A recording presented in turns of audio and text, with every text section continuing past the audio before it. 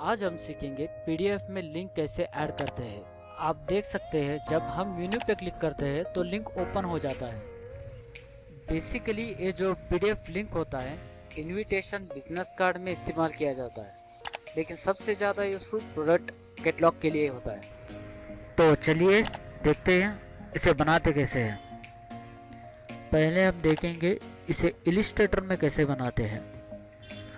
तो ये रहा अपना इनविटेशन कार्ड और हमें अपना लिंक सेट करना है यहाँ पे मेन्यू के नीचे। और उसके लिए हम सबसे पहले लेंगे टेक्स्ट टूल लेंगे